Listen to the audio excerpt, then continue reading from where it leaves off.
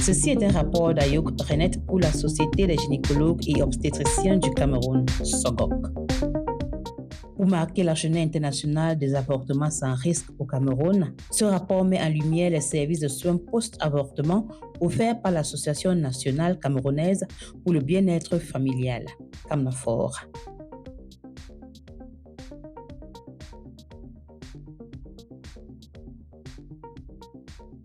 Myriam, 35 ans, recherche un enfant depuis des années. Lorsqu'elle est enfin tombée enceinte et qu'elle a passé un scanner, on lui a dit qu'elle était enceinte d'un œuf clair.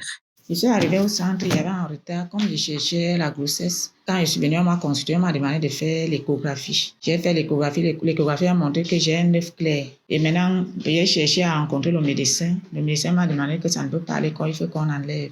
Lorsque Myriam a commencé à ressentir des malaises, elle s'est rendue à CAMNAFOR, une organisation non gouvernementale de services sociaux, apolitique et à but non lucratif, qui fournit aux communautés des prestations de services de qualité en santé de la reproduction.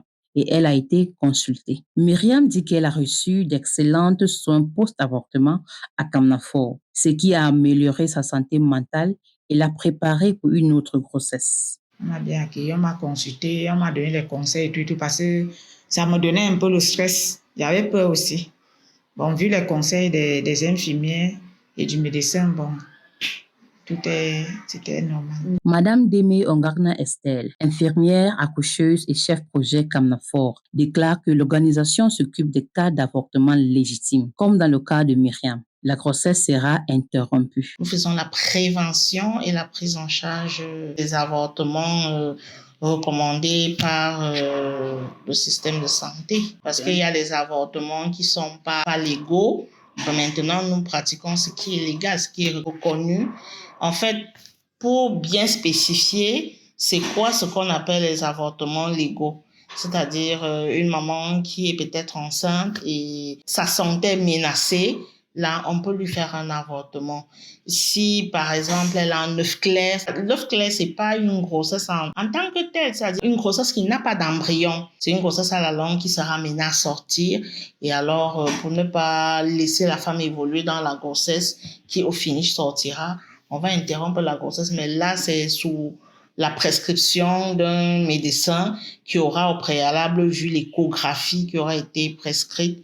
Et puis, il décide donc. Il donne le mot d'ordre pour l'exécution du soin. CAMNAFOR dispose d'un personnel bien formé pour répondre aux besoins des femmes qui ont tenté d'avorter et qui ont rencontré des complications. L'objectif, comme le dit la sage-femme principale, est de réduire les décès maternels. Un suivi post-avortement est assuré. Donc, dans ces cas-là, quand elles arrivent, on va les prendre en charge, on va faire les soins qu'il faut.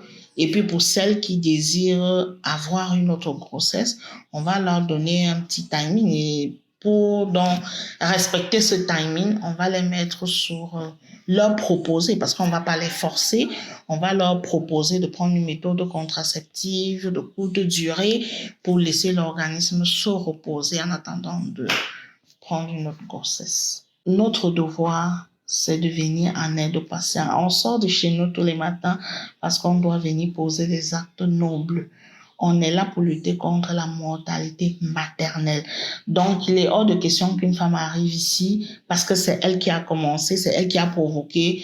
On se met à la juger. On ne doit pas porter de jugement sur la personne qui arrive. On ne doit pas stigmatiser. Des soins post-avortement accessibles, abordables et de qualité peuvent prévenir la mortalité maternelle et offrent une occasion importante d'éviter les grossesses non désirées à l'avenir.